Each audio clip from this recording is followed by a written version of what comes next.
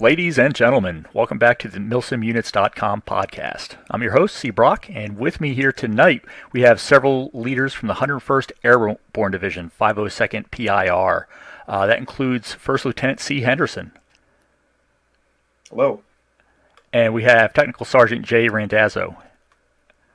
How you guys doing? All right. Well, welcome to the podcast, gentlemen. It's great to have you with us. Obviously, as we were just talking about before we started the show here, we have some personal experience with one another on the server, so it'll be interesting to interview you and kind of learn more about both of you and what you've got going in the 101st. So we'll get right into it. So both of you here, Henderson and Randazzo, I'm curious to know how you each got started in Milsim gaming. Where did it all begin for you guys? Randazzo, how about you take head on this one? Sure. So I know this is a little bit ironic, but I think kind of like a lot of people in the Arma 3 community, I started on Gary's mod. Sure. So yep. Eventually one of the people I played with, who no longer plays video games, got me to make the switch to Arma 3, and started, I believe, with the Optre mod, and then since then it's kind of just been history. I just love it, love the community, love the people. Sure. My story is actually kind of interesting. I started playing Arma 2 free when I was like 11 or 12, and I quite enjoyed CTI and all that around the time. And I took a break and did DayZ for a while, a couple years right before Arma 3 came out. I got into Arma 3 through a mutual friend from a dude who was running a DayZ group, and from there I just jumped right into it. I joined a unit that had quite a few GWAT veterans that I revered quite a bit. They got me all up into Milsim units, reenacting, learning about history and whatnot. It was a nice, positive environment getting into Milsim for me. And ever since then, it's always been just doing Milsim for Arma 3. It's been like almost 10 years now.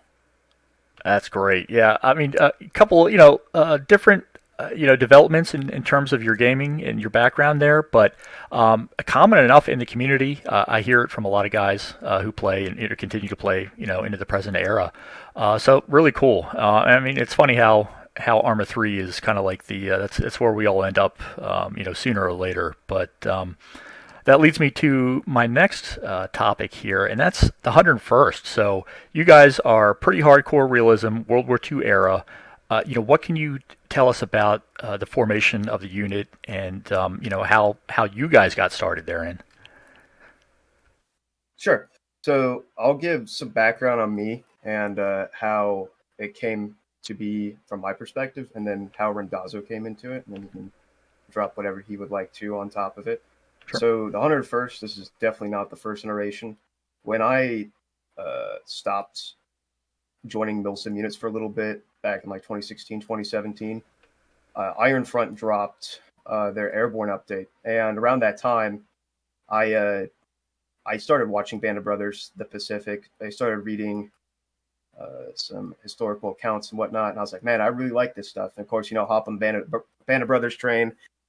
Lewis Winters, fucking Ronald Spears, blah, blah, blah. I'm all in it, right? So there's a couple iterations of the 101 over the years. Most of them were pretty small, didn't last as long as this one. And around 2019, 2020, I met a couple of people that are still around today, one being Dusty and one being Valentine Langfelder, which They introduced me to some of the finer details of Milsim uniting and running units, and it basically came into its own around 2020. And I met Randazzo through Langfelder a couple years prior to that. And I brought Randazzo in as a medic, and then eventually he came on into basically my 2IC for quite some time. That's pretty interesting. So yeah, a long kind of evolving story there. But the rubber met the pavement there in 2020, and I think it's a testament to the community in general. Milsim unit leaders, whether they're commanding officers or NCOICs or whatever the case may be, technical advisors, you can learn a lot from the community. And that's one of the reasons that we do this podcast. Obviously we want to get the word out about, these outstanding units that are, part of our platform here. But beyond that, there are a lot of people here that are still learning whether they want to join their own unit or start their own unit for that matter. So I really appreciate that perspective there. Now, tell us about your operations. What's the structure? Your scheduling, timetabling. What do you offer out there that is different and unique from a lot of the other units? So I'm gonna use a couple of buzzwords here, but I truly believe that we offer that authentic, immersive but fun experience. We thoroughly enjoyed that realism aspect without all the, excuse my language, bullshit military courtesies. Mm-hmm. There's a lot of people out there that get too much in the depth with rank or qualifications or whatever, stonewalling people from enjoying the experience. That's something that we try to avoid in the 101st, give everybody a voice and make sure our operations, although we obviously World War II specific unit over 4 years, eventually you're going to be repeating operations and whatnot. You still try to offer a unique perspective to each iteration and each experience you go through. You don't want people to come in and go, okay, it's the same old operation that I've been doing for years. No, you want to showcase something and provide a story. You're one section honoring the people who went in and actually did it themselves, another section teaching people about it and providing them a different perspective that they otherwise may not have delved into on their own. And then finally, you're there to help provide people some fun, relaxation from whatever their weekly bullshit might be. For us in the 101, it's all about authenticity, immersion, and fun. Gotcha. Randazzo? Yeah, I'd love to add to that. To highlight a little bit of the history, it started as Henderson kind of just solo manning the missions, and now we've evolved to where we have a whole separate company section where intelligence, it's literally what they do. And specifically, it's guys that care, and not only care, but the experience. These guys that have been making these missions have the time, they put the time in, and they care about it. So they create a great experience for all the people that come down and play with us this week. So, would you say that the storyline for your mission sets is that an important part of the experience for you guys? So when I say story, I'm talking about the specific unit and whatever comes from the reports and individual counts from the people that were there. Hmm. For example, in Operation Overlord, we were following our specific unit, the 502nd Howe Company. Hmm. And in our experience, in the past, we were able to squeeze out 5 or 6 missions following their maneuvers through the drop all the way to Carentan, Purple Heart Lane, Hill 30. We found some individual accounts about a couple of guys in a squad that were on a patrol that had unmarked graves and whatnot, and we managed to include this into the story, read through some accounts, and provide some intelligence from S2 down to some of the guys that were on the ground. Some of them found out who these guys were, who they were dedicated to, and we had a short post about it, honoring those guys that were buried on the side of the road without any memoriam or anything like that. There's moments like that where you have that proper history and honor for those guys, went out there, made the greatest sacrifice they can. But then also it's, the generic, what this unit did here, what they experienced and whatnot. Like, for example, during Operation Market Garden, our unit that we represent took a lot of casualties around the Battle of Best, and quite a few of them surrendered and then eventually broke out when the remnants of their company and their battalion came up to support them in their maneuvers. So there's little things like that we try to sneak into our missions and provide our guys with a proper, unique experience on a personal and grand scale. And that really comes down to the Zeuses and the mission makers, like Randazzo said. At some point, I did quite a bit of mission making and Zeusing, but since 2024, 2023, a lot of our missions and Zeusing has been done by our excellent S2 team, who honestly spends an obsessive amount of time ensuring that everything is up to standard and will impress the folks and keep them coming back.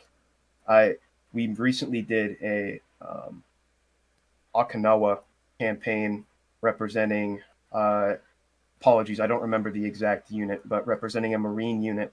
And I think he spent probably a total of 2 to 3 actual days doing research, building up all the individual op wards, making tunnel systems and custom scripts and whatnot, just so that experience was all the more chaotic and realistic to what these guys experience. And quite a few of our guys are that are in S2 are prior service, and a lot of them have done quite a bit of schooling on that side of things, understanding how Op4 works and whatnot. So a lot of these missions combined with the historical aspect are quite challenging, because our Zeus's like to make sure we get our heads kicked in every now and again and make sure we're not, pretending we're all Ronald Spears or whatever. And then on top of that, like Henderson said, we release op boards, we release Warnos, so all the way down to not only the squad leader, but just the rifleman level. These guys get the backstory, they get the history of what's going on, and they get to appreciate it.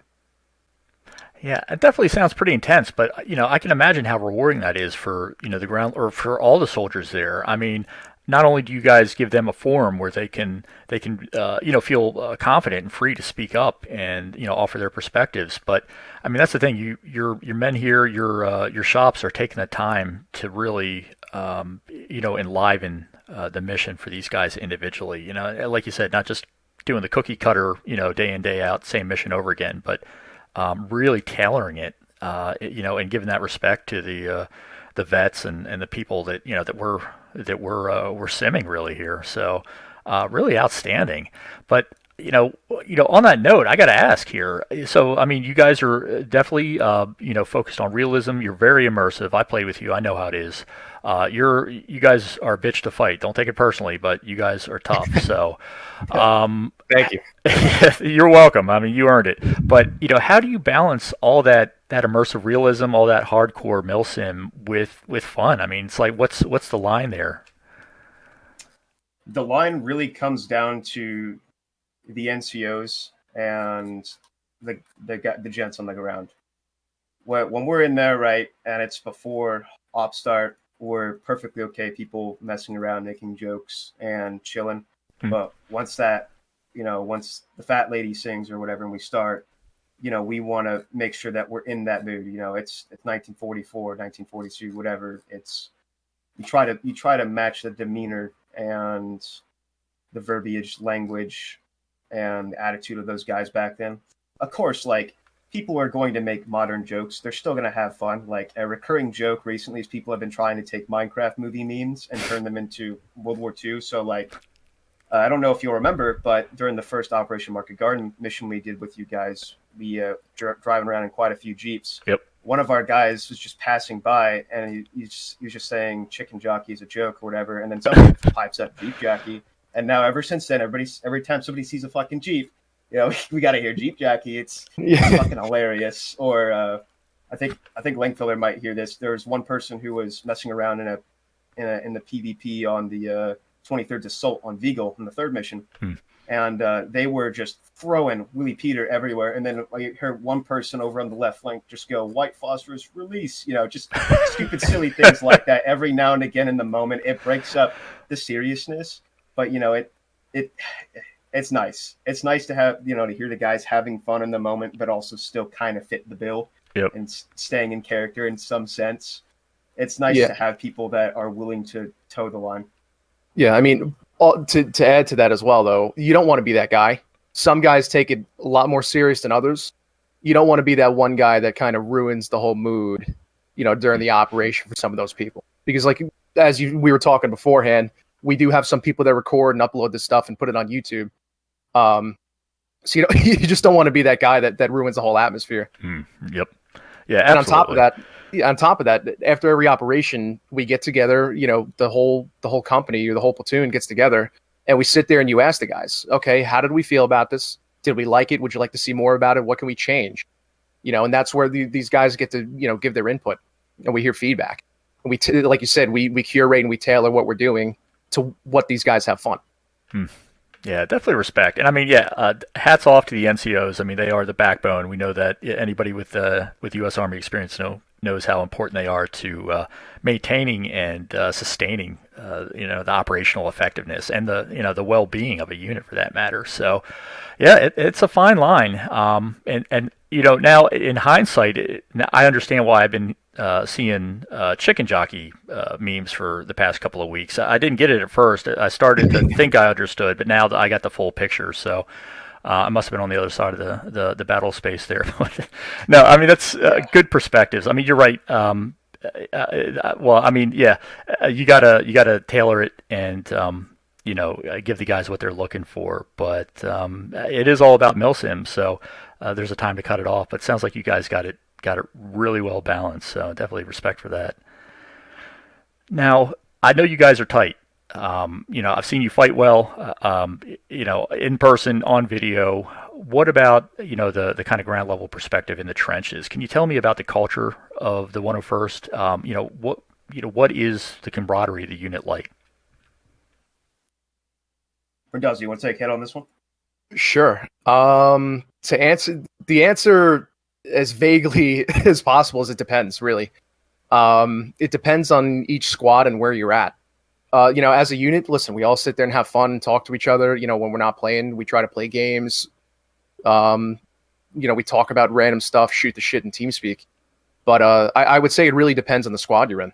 The two squad leaders we have right now are both prior service. They're fantastic. They know more than me. And I've got no problem letting them take the lead on whatever they know because, like I said, they know more than me. But I would say the culture, in first squad is a little bit different than second squad.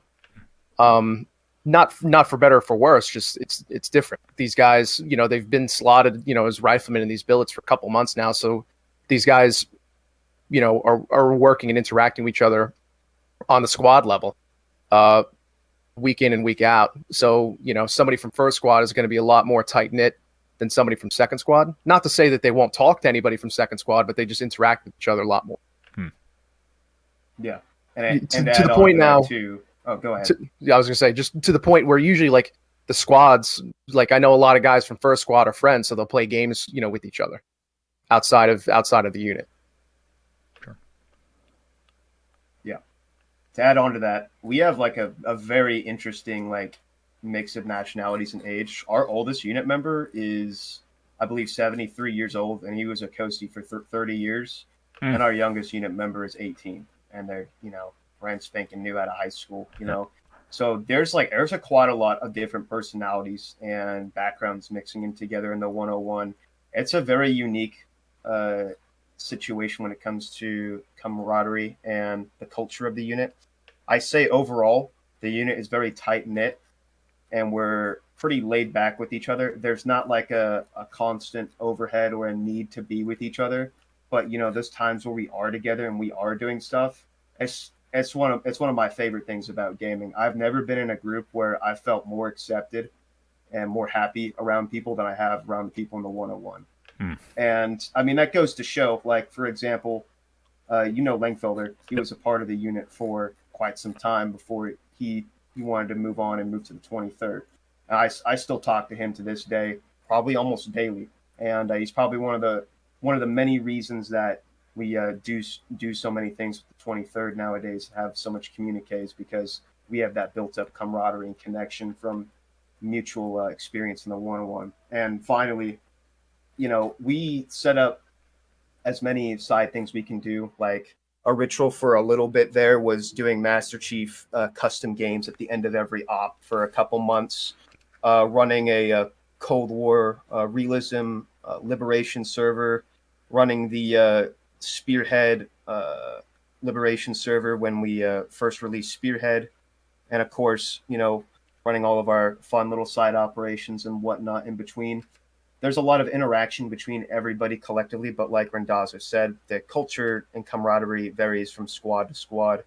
And of course, like I said, there's a lot of different people with different backgrounds, so it really depends on where you end up. You can get a totally different experience in the 101, but collectively, it's an extremely positive and rewarding experience. Yeah, it sounds like you guys are pretty well balanced. I mean, we talked about that, respect to other aspects of the unit, but the community, the vibe that you got, the feeling that you get, like you said, the feeling of being accepted, among your peers and your men here, that really can make or break a unit, in my experience, and from what I've heard from a lot of other leaders and members. So. Yeah, there's going to be different squads, different vibes, in those elements. But the fact that you guys are, chill in regard to your kind of relationships with one another. You're not like totally living, in Arma the whole time. You guys are getting out of the box and playing other games, just chatting and hanging out. I mean, it sounds like you're living the dream there. So it's what a lot of units want to develop for themselves. So yeah, you guys, you're serious, you're hardcore, you're skilled, but you still have fun together. You guys are friends. You're just kind of flowing. Can you share a funny or unexpected moment, whether it happened in a training event or combat mission? What stands out in your mind in terms of your experiences in the unit? There's a couple that come out in my mind, and I actually have a couple of videos on my YouTube that are unlisted. But the biggest one was the first chair of cheer. I don't know if Randazzo was here for that, but the first chair of cheer was amazing. I'd never messed with like Zeus like debug comps or anything, but the other founder who was with us for quite some time, Dusty, was running one of our main operations. I believe it was Operation Husky in 2021. And at the end of the op, we do our briefing. Everything's good. And then there's just this ominous fucking chair out in the distance. And, we finish our briefing, look over, and everybody's like, oh, let's go look at this chair. And then Dusty just teleports himself there, and he just awkwardly says, who would like to sit in the chair of cheer? And, everybody's like, okay, I'll sit in the fucking chair. Fucking sits in the chair, and then just fucking 500-pound GBU just fucking spawns in and sends everybody flying. It was just the most unexpected, like random thing, coming off like a super realistic and hardcore event and like being super tired and stuff, and then just being reinvigorated with that, just laughter and just craziness. That's one of my favorite moments. And although we don't do it too often, that has become like a ritual when it comes to our quote unquote dusty side operations, as we call it, as the chair of cheer. Yeah, and it's always enjoyable trying to explain it to some of the newer guys, because some of the OGs, the old heads, have to sit there and kind of explain the lore. I'm sure the new guys are blown away. Literally.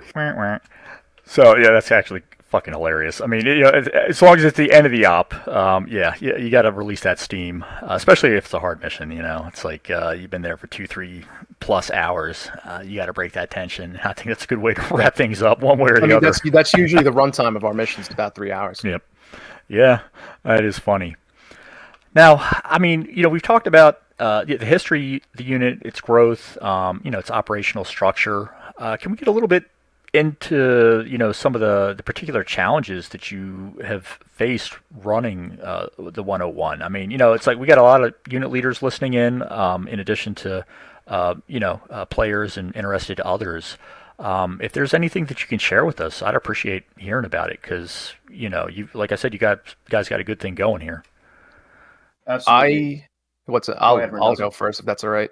To backtrack, like we said, listen, we try to be accepting, we try to hear everybody's opinions, but personalities is definitely hard to, work with sometimes because like we said, a lot of these guys, whether, you're a 9 to 5 or you work in an office or you're right out of boot camp in the Army, it's trying to work with these guys.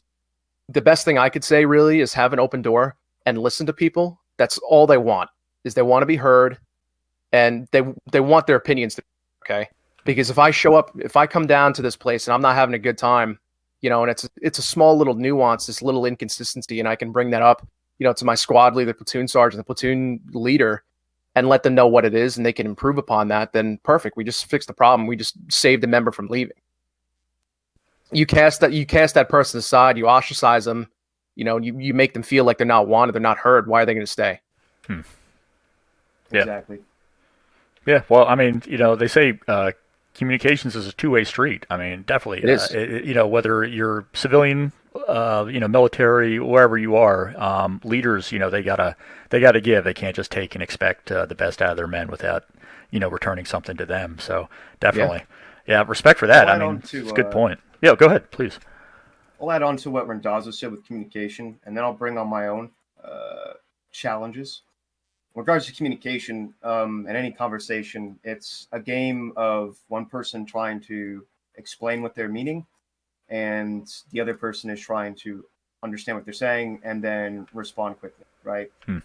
There's a lot of units out there that I've been a part of where it's a game of trying to guess what the guys want, what they need, and the guys also trying to guess, how the unit's going to turn out, what they personally want from the unit, and what they need to do to see that happen. And I see a lot of units rise and fall quickly simply because there's that disconnect between the guys that are playing on the ground, the guys that are making the missions, the guys that are doing the research, and the guys that are leading it. Like, it can be as simple as a personality conflict, or it can be just, two words that aren't, that needed to be said that weren't said, and that can be it. And just that one person that's connecting everybody and is a mutual friend can leave, and then, you pull out that block and it all falls apart. Communities are built on leaders orienting people towards common goal, having open communication, and ensuring that everybody there feels welcome. And if communication isn't one of the forefronts of your unit or your community in general, you don't have a community. You can't associate with people and feel like you're accepted or a part of something grander than yourself. You can't orient yourself towards towards the common goal of the community. And that's one of the major things that I see in a lot of communities. When I was still like a little baby learning how Arma 3 works, and then, up till now where I've been running a unit for 4 to 5 years and seeing all these other units rise and fall. It's a consistent thing. Yep. Now, with my personal challenge with the unit, starting off, it was like learning how to do everything. I had been in units before, but I'd never done staff. I'd never made missions, never scripted, never modded, nothing. And I went into it and I just set myself up, learned how to set up a website, TeamSpeak, dedicated server. I put, my nose to the grindstone, did whatever I could to get it up and running, because I wanted to make something special for myself and others to enjoy. The greatest enjoyment I get out of doing this is seeing other people come up to me afterwards and be like, man, that was a fucking great op. And all that effort that goes into learning, procuring it, is really, really what matters. But when I say like a challenge, it wears you down over time doing all these things. Like for a year or two, it's, when you're starting at a unit, if you don't have that collective that starts with you and knows or has that knowledge base, it's hard to pull people in and get them as invested as you are. Somebody's only going to invest themselves as much as they want to, and there's nothing you can do to change that. And, for a while there, it was very difficult for me to continue wanting to do a unit with all the time it took. Granted, like when I say that, it sounds like there's no gain or like enjoyment on my part, when there absolutely was. It's just when you're in the moment to moment in an op, you really understand like why you're doing it. But when you're sitting there grinding away on it, you're like, damn, I'm really putting in a lot of time on this. But now, like after, the 2 or 3 year mark, I've got people like Hewitt, Marshall, Ledford, Zaluska, McGuire, Ray, Robinson, Randazzo, Langfelder, for example, who isn't even in the unit anymore, who helps out still quite a lot. All these people that coalesce and come together and share a collective knowledge base, and are willing to help each other just so that these guys can show up on a Sunday at 2 p.m. Eastern Standard Time and just shoot, hold trig for 3 hours straight. It's something grand. It's absolutely made everything worth it. All the challenge and learning and whatnot. That's probably one of the greatest things about like running a unit. If you go in and you work really hard, setting up a community in general. If you go in, you work really hard. Even if you're starting off with basically nothing and you're building it up on your own, you can truly create something special for other people. And I think that's the best thing you can do is make something for other people, make something that people will enjoy.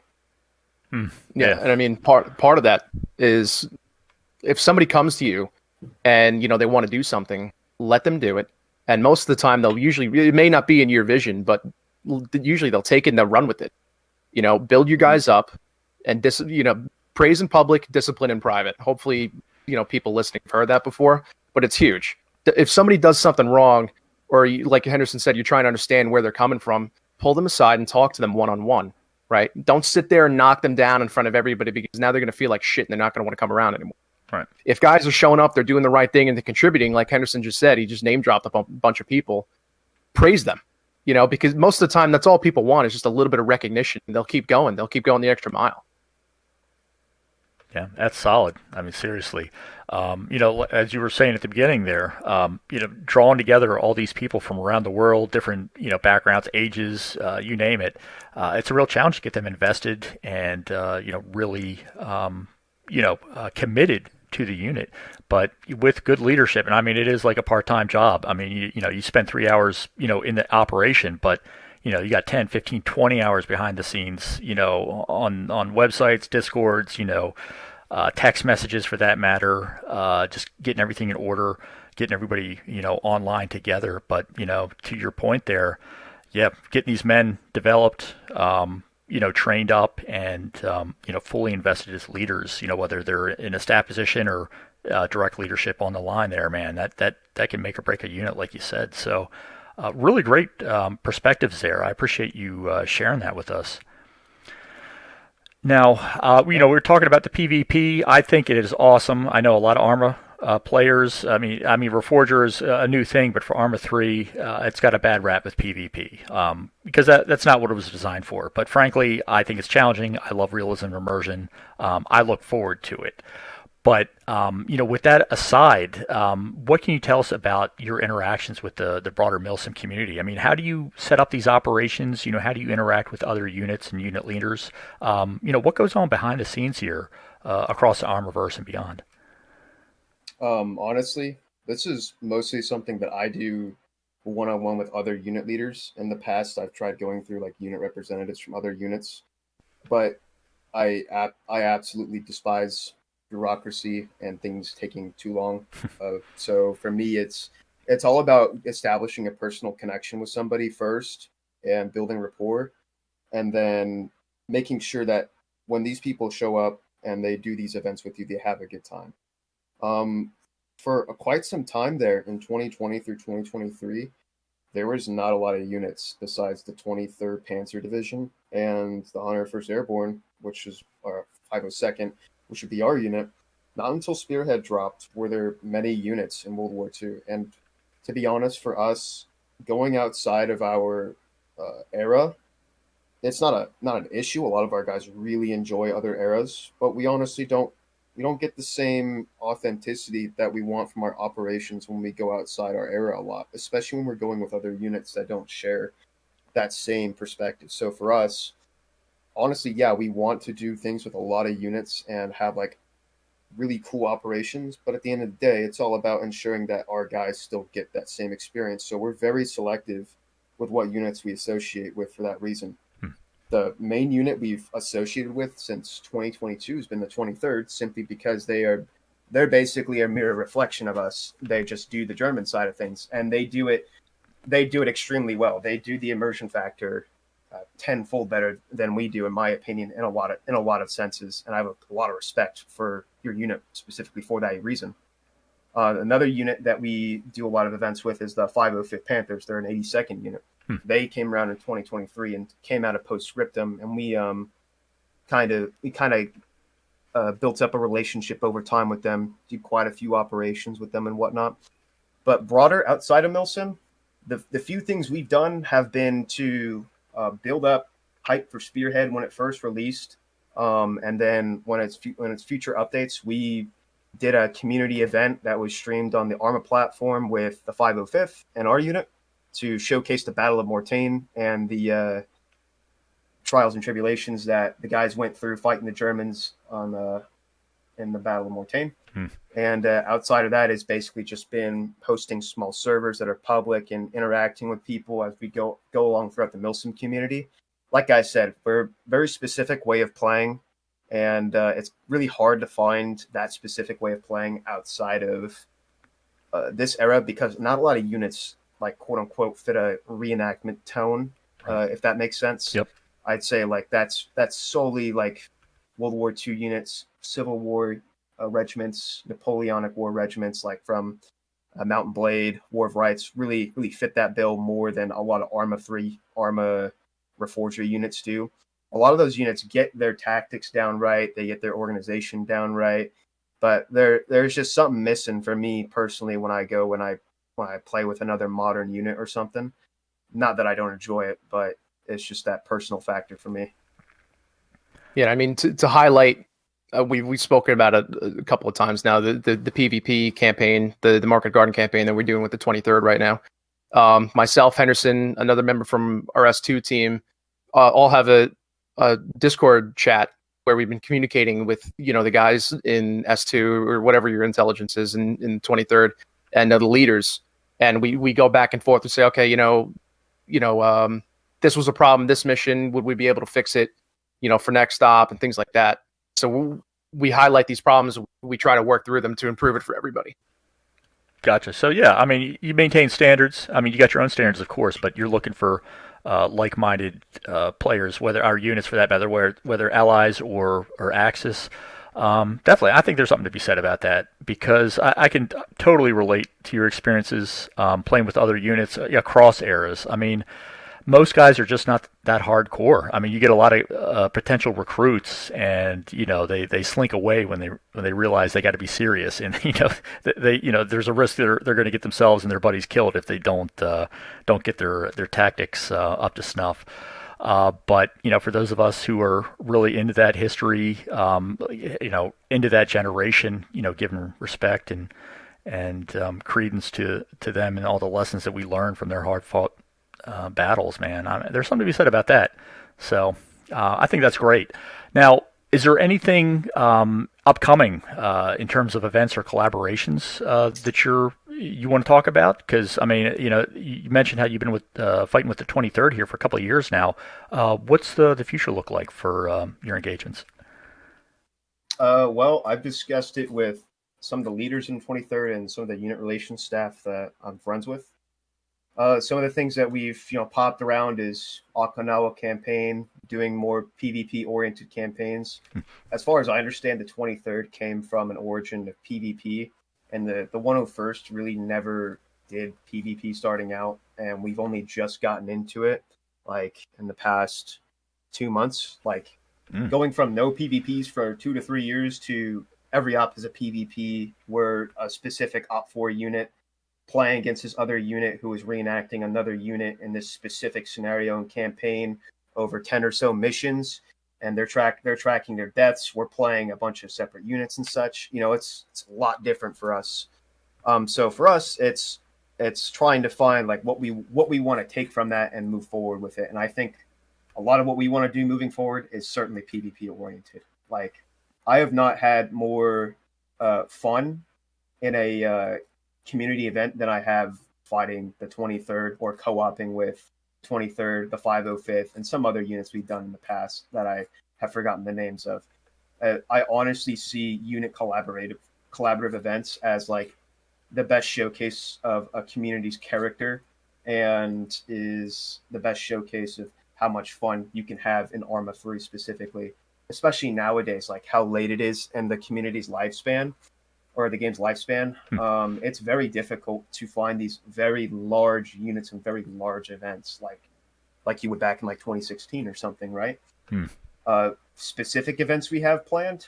I believe there's a Pegasus Bridge event we have planned, which should be quite large, at least over 120 people.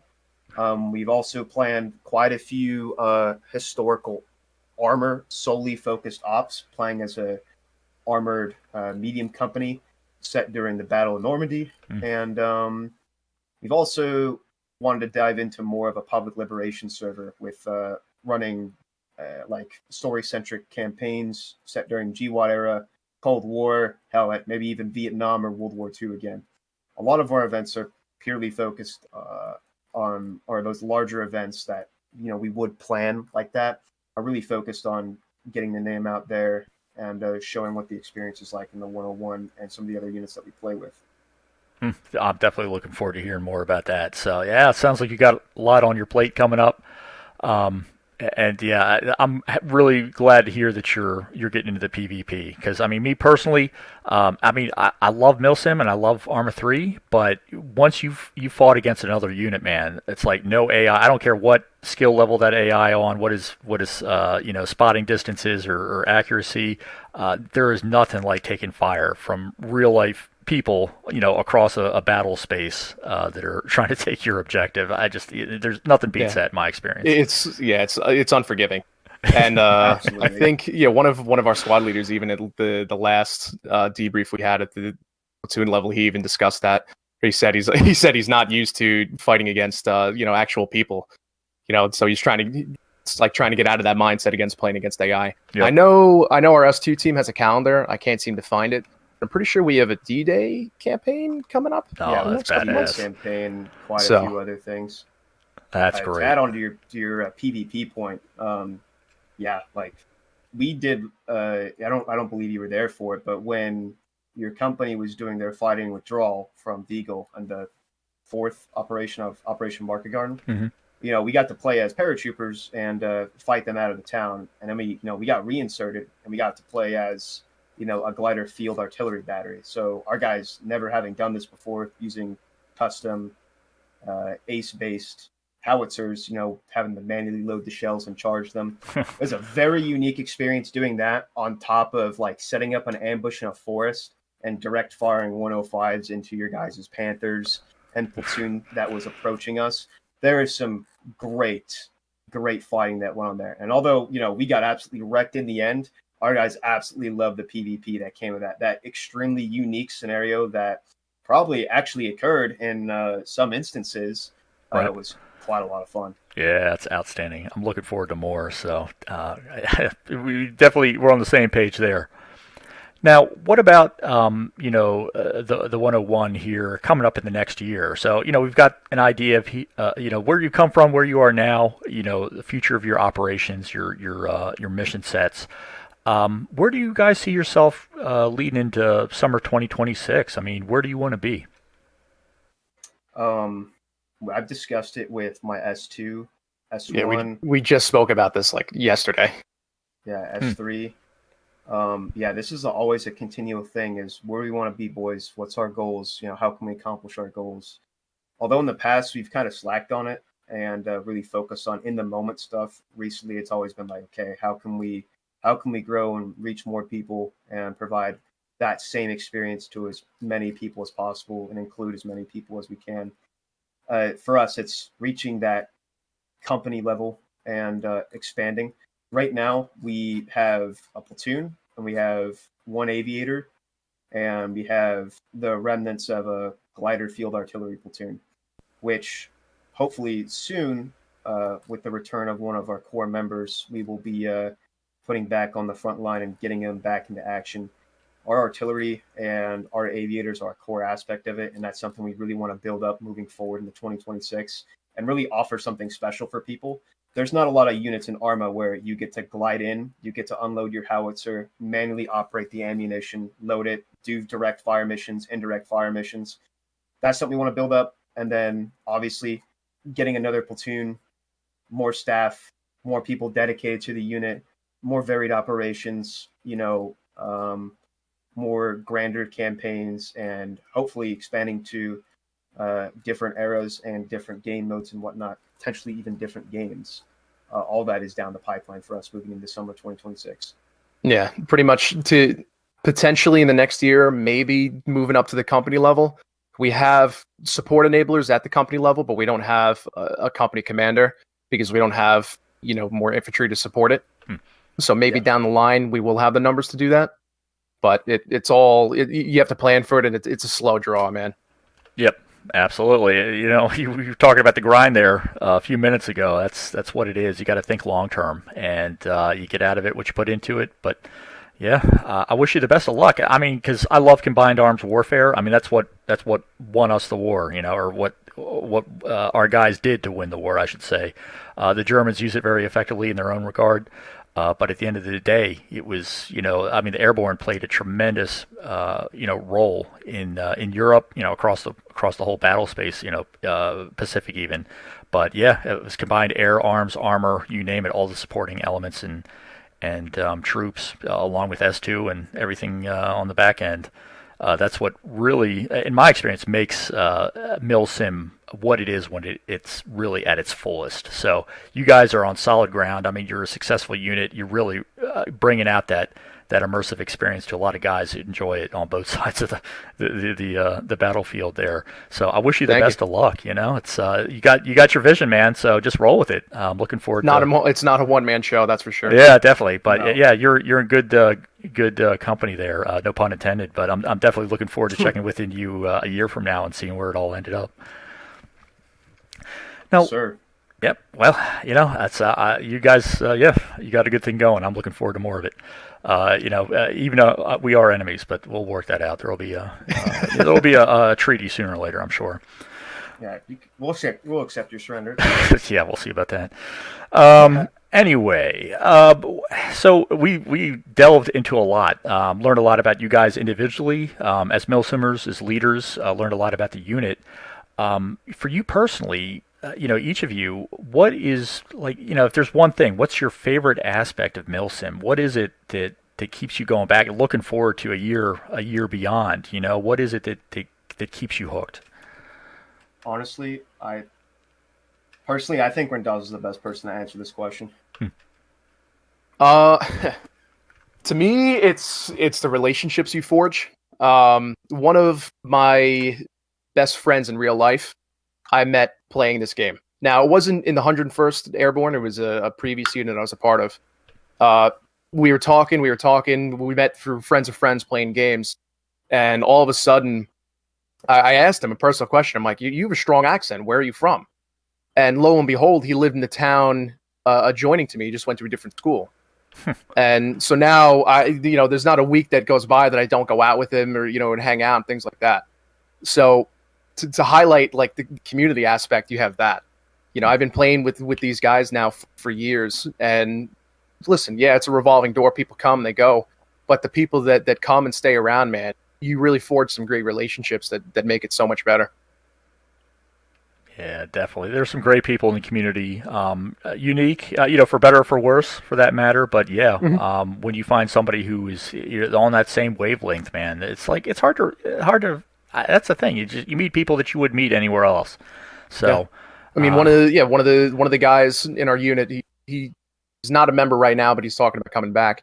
His name's Miller. He lives in Canada. I live in New York, but he came to New York and he was, I was giving him places to go eat and things like that. Another guy in the unit, I believe he's going to visit family in an adjoining state, but we was talking. He's like, "Hey, man, why don't I stop by for a couple hours and get some drinks?" That's badass. So not only are you forging these virtual relationships, but they also can become physical. We sit here and we play online and all the time, but it doesn't. You can cross that barrier. Yeah, that's pretty cool. That's great. That's it for me. That's what makes it. Can't speak to Henderson, but. I can speak on it if you'd like. Sure. Favorite aspect of Milsim gaming, although Randazzo kind of stole it from me, I like the relationships and having that friendship between people. Honestly, it's for me. I'm a people pleaser. Honestly, I really like seeing people happy, and for me, like learning how Arma 3 works, making these operations and modding, and even working on the Spearhead DLC, it's all come back to just providing something for people to have fun. And Arma 3, the Arma franchise overall, has always been that outlet for me, in a sense. Like I said before, seeing people happy after an operation because of my personal work or the work of my team has always been a central point that's brought me back to Milsim. It's in a sense, it's a selfish way of looking at it, but that's the honest truth. I've just always thoroughly enjoyed seeing people happy because of something that I've created and brought to them specifically. Outside of that, honestly, I started off Milsim units right right off right in the realism aspect. So obviously the realism and immersion is also like a massive part for me too. I don't have really the opportunity to do reenactment IRL or anything like that because of how expensive it is to travel and have all the kit and stuff. Yep. So this is also another outlet for that for me too. That's great. I mean, you kind of you both went back to the resounding point here that it's really about the people, the relationships that you develop. Like at the beginning, we all start out playing single person, first person shooters, or single player, I should say. But once you realize what more there is in gaming, with the community, with the relationships, the friendships. I mean, digital, real life. There's something unique to this whole thing, this whole experience. In game and off. I don't think there's anything quite like it. Maybe reenacting in real life. But I think there are even fewer people that are into that because, like you said, the expense and the time it takes and all that. So. And we got something special in Arma for all the bugs or I won't say the bugs, but just the mechanics, The blushes, the blemishes. Yeah, that's it. Yeah, exactly. Yeah, for all the bruises, it's still going strong after all these years. So now, what about your dream mission or dream operation? I always love asking unit leaders and interested others because the audience wants to hear it. So let's say you got this mission in mind. It's in your imagination. You got this cinematic experience ready to go. What would it look like on the ground in game? Honestly, I've actually already done this. I got into Halo in 2020 quite a bit during the pandemic, and we have that both in common. We're very big Halo fans. Yes, yeah. When I got into it, and I was like, wait, there's an Arma 3 mod for this, and I just completely dived into it. I touched it before, I think, at one point, but I never really messed with it that much or cared much for it. But I dove into it, and then recently last year around June, I was like, I gotta recreate the final mission from Combat Evolved. So I've made my dream operation already, but I want to recreate it if I can. So it's the Master Chief is, getting off the ring. He's trying to detonate the Pillar of Autumn to destroy the ring and stop the flood from exiting and going off into the expanses of space and eventually conquering the universe, whatever. And that's the gist of it. But for us on the ground, it was sending off a unit member who really loved Halo and was with us for a long time, was finally retiring. So we had him play as the Master Chief, and we ran through basically taking elements from the books and the games to create a 3-stage mission where a Marine platoon and an ODST team and the Master Chief would go in and do separate things. The Master Chief came in, destroyed a shield generator, let the Marine platoon move in to help destroy a Covenant fob just outside the Pillar of Autumn, the ship that Master Chief eventually goes on. Then everybody goes in there all at once, and it's just an insane fight inside the ship, corridor to corridor, fighting Flood, Covenant, and close quarters combat. People dying, friendly fire, all that good stuff. And mixed in elements of the game having actual cutscenes and audio cues from the game for the Master Chief, giving him a mini version of the Warthog run, and then us fighting it out in a last stand, all the Marines outside, protecting the entrance of the ship while he finishes out the mission, and then he flies off into the sunset, and we all blow up with the ring. That was a cinematic masterpiece in my opinion, bugs and all. Badass. It was a lot of fun. Everybody had fun that day. For me, I was going to use Halo, but for me, if I could roll back time, I think it was last summer we did. It was the huge join up Henderson we did with, it was the 23rd, the 505th, and us. It's 120 people, something like that. And we were supposed to do D-Day. We had 5 tanks lined up that were staffed. We had a full company, a full S2 group, a weapons platoon, a light machine gun platoon. I think we had 4 platoons of infantry. And unfortunately, the server wasn't cooperating with us that day. But if I could roll back time, I would to do that again. That was fantastic. It was very great vision, very bold. But like I said, unfortunately, the server just wasn't cooperating.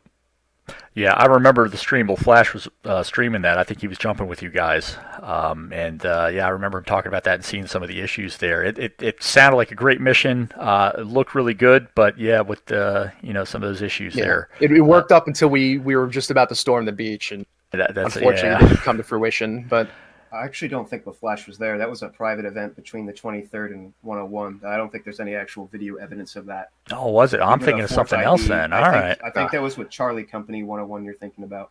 All right. Yeah, I might be mixing up my streams there. Yeah, But we're yeah, supposed to play as the 4th Infantry Division, that mission. I gotcha. Well, shit. I mean, it goes to say, man, that's armor for you. You know, it's like when it's Yeah. good, it's good, but when it's not, man, yeah, you get some. You need an engineer. Yeah, but a couple of great examples there. I love the cinematic stuff. You know, the more fireworks, the better in my mind. Just keep your head down, of course. Now, you know, we've gone, like I said, pretty deep into the 101 here, and just everything about you. Are there any traditions or rituals that are unique to the unit that we haven't discussed yet? Because I'm curious. You know, what is there behind the scenes that you're willing to share with us? Like I said, the big one is the Chair of Cheer. It doesn't come Yeah. out often, Yep. but when it does, it's a favorite. Everybody loves it. It's a nice way to end an operation and come off with something fun. But a real tradition, honestly, something that we do every op. This is my question that I've always asked my guys after an operation is, did y'all have fun? Because that's what matters most. That is probably like, although it's not truly unique or really a ritual or anything, that's the center point for us. That's something that we always do every operation, no matter what we're doing. That's a consistent thing that we always ask. Yeah, you And, can ask anybody in the it's unit. super That's the important. first question. No, that's We pretty. don't it's, have any it's special unique. things like birthday executions or anything like that. But I like to think that something simple, just making sure people are heard it's ritual enough. Yeah, yeah, respect again. Definitely, I can't remember the last time I went to an AAR for any unit, and anybody at any point asked if I had fun. It's always just business as usual. But Yeah, that's sad. yeah, that's a testament to your. It's the first question community there. Henderson asks after every mission. Yep, that's great. Now, let's say you're in a mission here. What about loadouts here? We got a lot of guys who are into World War II history, but maybe they don't play, Milsim or, don't get into Spearhead that often. What kind of kit do you guys pack? I mean, what are you loading out? Depends on your role. That's a tricky question. It really depends on your role. If you're a machine gunner, you have the 1919. If you're the assistant machine gunner, you have an M1 carbine, and you have the bipod for the turret. For me, as a platoon sergeant, depending on the mission, I usually will prefer an M1 Garand or the Thompson. Thompson's if I know we're going to be fighting in a town or a big city, but for the most part, the M1 Garand all day is the weapon I take anytime. For loadouts, loadouts are actually pretty strict in the 101. We follow a organizational S4 report from the 506 when they dropped in Normandy. And a lot of our loadouts strictly match what they carried. So like an average rifleman will carry 5 to 6 bandoliers, which is a lot of ammunition. For those that don't know, that's a lot of ammo. That's way more than what most units would carry around I think that we time. have, 30 end blocks, riflemen? Yeah, 30 times 8. Think of it that way. That's a lot of bullets, and it's a semi-auto, so it fires a lot. But anyways, a lot of grenades, sometimes even anti-tank mines, anti-personnel mines, smoke, Willie Peter. Our loadouts, although they're strict, the individual initiative of every guy is incredible. Like the amount of firepower they carry when we're playing as Airborne is amazing. And we do offer let people take like carbines or Thompsons if they get their expert infantryman badge. But for the most part, our loadouts are really strict. For me personally, my go-to loadout, I gotta say, I agree with Randazzo. It's the Garand. You can't beat it. It's either the Grenadier attachment, the 16-inch bayonet, or just straight up shooting tracer at an MG42 from 400 meters away. You can't be beat. Yeah. I mean, there's one, there's one radio operator, so there's one radio for the platoon. We have messengers that can run and communicate in between the squads at the platoon level or go to company HQ. But simple things like we discussed it at one point, not even giving riflemen maps. I think we kind of strayed away from that, but only senior leadership get binoculars. colored smoke grenades, if you want to, coordinate fire and things like that. Usually you're only given out to squad leaders and platoon staff unless somebody else needs them. So small nuances and niche things like that, I guess. Sure. Well, that's what I was wondering about because I know you guys probably had assigned loadouts, particularly for the newer guys. And that makes a lot more sense now hearing about, how guys who are in the EIB they can, have a bigger, selection to choose from there. But it gets the job done, man. And I tell you, it's like I don't care if you're talking a M9 1919 or an M1. I don't want to face either of those. The 30-06 is nasty, and when it's coming from American weapons, it's bad. So yeah, good shit. Now we talked about Band of Brothers earlier at the beginning. This is the big question for a lot of guys. I asked this of all our guests here on the podcast. Is there a military movie or a miniseries or TV show that you think best captures the spirit of the 101? It's obvious, right? Yeah. It's Band of Brothers. There's All nothing right.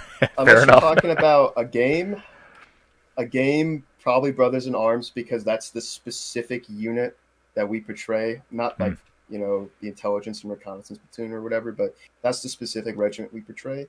But Band of Brothers, the camaraderie, the operation, the feelings of the operations and the environment is Band of Brothers, hands down. It's like you get in there, Yeah, no matter the how ball the breaking. operation turns out, it's there. Yeah, that's a good one. Yeah, it inspires a lot of people, I think. To get into Milsim, it's a classic now. It's been out for over 2 decades, but people of all ages and backgrounds still talk about it. You see it all over clips all over YouTube. If you look up military stuff. So yeah, it's a good one. And if I wanted to emulate, anybody on screen in terms of U.S. Airborne, that would probably be my pick too. So that's great. Now, you guys have been here as part of Milsim units for just about as long as we've been online here.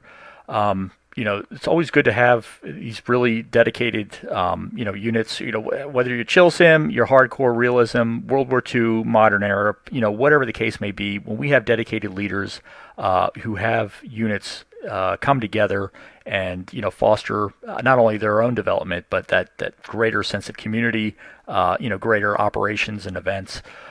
It's something I really appreciate. So it's good to have you here with us. And I got to ask, Flash and I are always talking. What can we do to help units, new units, old units, to facilitate whatever it is they need, whether it's specific growth terms or goals or just greater media exposure. We're looking to work with people. So on that note, I got to ask you guys, how's your experience been with the platform? What have we done that's helped, and what can we do to help more? So I'm more directly connected here. Honestly, for me, the clip competition was a ton of fun. I loved seeing all the different clips and seeing how every unit came together, voted up for their boys, and then seeing it like slowly coalesce into a 101 between us. That's hilarious. Sorry, 101 versus 101 at the end of the clip competition. That was great. I love seeing the community come together, and honestly, I loved both clips so much. I was thinking about voting for the other person, to be honest. I fucking loved his clip so fucking much. But honestly, outside of that, the real stuff that happens here is the communication between Milsim to Milsim. I like to think that I appreciate all aspects of Milsim, whether it be chill, you're playing with vanilla and maybe Ace or T4 or Acre, or you're just going, balls to the wall with playing SOF and having like an extreme pipeline where it takes 30 weeks to get in. I think all aspects of ARMA are great and they should be appreciated, and none should be left out, and no person should feel like the way they play is inappropriate. And that's something that I see here is everybody's accepted, no matter who you are or who you come, whatever question you ask or whatever you have to provide to a topic. Every person responds positively and provides, constructive criticism where it may be needed. And honestly, I've gathered quite a few jewels from this Discord and this community personally, and applied them to my own way of leadership and how I've ran my unit over the past 8 or so months. And I've also tried to drop in my own kernels of knowledge and help other people out where I can. And honestly, I think that's like the greatest thing here is you guys are fostering something where everybody can collectively come together, provide knowledge, act as a support structure, and validate everybody's way of playing. Because for you should know this, for a long while there, it was always people dogging on other units simply because they played a different way, or they portrayed a specific unit, or somebody would have drama with one unit for some personal issue. I have not seen one single thing like that there, and that is an absolute accomplishment. Well, I appreciate that. I mean, that's our dream here. Seriously, that's our highest objective, to get people together so that they can just have a good time. I mean, like, that's the name of the game when you think about it. But yeah, it's like for all our diversity, our different backgrounds and experiences, it is a place where we can all kind of meet on equal and common ground and bring out the best in one another. And I'm a mod on the Discord, so sometimes we get somebody who is a little bit out of line, and we gotta check him or her to make sure they know what the greater game is all about. But definitely, let us know. If there's anything that we can do to help you further. We're all ears, because that's the thing. We want to learn too, and just like you, we want to bring out the best. So, good stuff. I'm looking forward to the future as well. Not only your operations, but working with you here on the platform. Yeah, it's a great platform for units to advertise themselves. For the people that don't know, there's a little option when you look at units to vote for them, and it puts them a little bit higher in the pecking order. So every time guys connect to our TeamSpeak, they get a little prompt at the bottom of the chat to go vote for to bump us up. And so I'd have to look. I wish we had a little pie chart. I would have prepared a little bit better. But I don't know, if I had to put a number to it, probably 1 in every 4 that we bring in, 1 in every 5 people usually come from the platform and the website. Gotcha. All right. Well, that's great to hear. I don't have the metrics in front of me, so I'd have to double check. But that's great to hear. I mean, I know you're usually up towards the top of the list. Very often top 3, top 5. So I know you got a lot of your guys who are supporting the unit on the platform as well. So that's we want to be a resource. We want to have these tools as resources as well. So I'm really happy to hear that they're working well for you. And again, just keep the feedback coming. Good, bad, ugly, whatever we can do. We're all ears, like I said. All right. Well, shit. I mean, I guess we've been going just about an hour, maybe a few minutes past. Really, I've learned a lot personally. I mean, it's like I know you, Henderson. We've talked before. We've probably fired a few rounds at each other at one point or another. But I mean, I have seriously learned a lot about your unit. Getting into some of the reasons of why it is successful, why you guys are having so much fun. Let me ask you, and you too, Randazzo, anything that you want people to know about the 101 that we haven't talked about? Anything that is still kind of behind the scenes that you want to highlight? Randazzo? I don't want to beat a dead horse, but like I said, just the guys in the background. I hope today that we did them some service by highlighting their efforts that they do. Whether it's the guys researching or the guys in S3 that are training the new people up to our standard in the unit. They're the ones that make or break the place. So without them, it really wouldn't be possible. Legit. I absolutely agree. One thing that I would like everybody to know is that the 101 is a place for pretty much anyone that wants to come in and, just enjoy Arma for what it is. Whether it's pulling trig or diving deep into the reenactment side of things, we have people here that absolutely adore getting all the details right and finding those details in the game. Sometimes even pinpoint Dexter and correcting us because we're not perfect. But, all aspects of it are welcome here.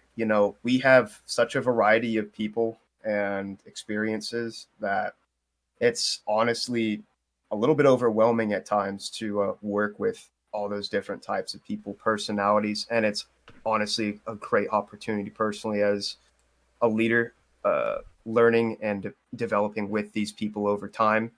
I think a lot of people learn quite a bit about themselves in the one-on-one, being with all these different types of people, and that's truly a big part of it. That's well said. Yeah, it is a challenge, but you guys pulled it off. So, yeah, that's outstanding. I mean, I think, yeah, I hope we've done you guys justice here today, and I appreciate you, giving, due credit to all those people in the support roles, staff S2, S3. I mean, I've been there and done that as an NCO anyway. When you have a big unit that's running platoon and company size operations, when you're coordinating with other units and kind of learning and developing and evolving with them, it is a unique experience, very challenging. It takes a lot of work. You got to be dedicated. You got to have a no quit attitude because there's always going to be challenges to overcome until you get to game day. So you guys are, a couple of great individuals in terms of the Milsim community. Really happy to have you on the podcast. So I'm going to put your social media links here. I'll get the milsimunits.com profile page address on the description below. I'll also get your Discord server linked so people can take a look for themselves. But let's say we've got somebody in the audience, they've enjoyed this podcast and they want to get involved. What's the best way to get in contact with you to join up? Directly through our Discord or through our website. Applying on the website, we'll see it very quickly. If you join through the Discord and you go to the MEPS channel and you just say, hey, I want to join up, what's the process? It'll be taken care of quite quickly. Our recruiters are on it. Excellent. Yeah, they'll sit down with them one-on-one and walk them through the whole process and answer any questions that they have. All right, perfect. I'll get the website up there as well, so viewers and listeners can take a look for themselves. So, outstanding interview today, gentlemen. I really appreciate you, joining us again to get this one going. So, looking forward to getting this online. So, First Lieutenant Henderson, Technical Sergeant Randazzo, thanks again. I appreciate it. Thank you. Thanks for having us. Absolutely. All right, ladies and gents, so that is another podcast here at milsimunits.com. I hope you enjoyed this one. It's been a good one for me. So we've got some more in the works. There's always more units, more leaders that we're talking to, and we want to get the word out to the greater community. So keep in touch with us here on the podcast. We'll have another one up very soon. Till that time, this is C. Brock signing off.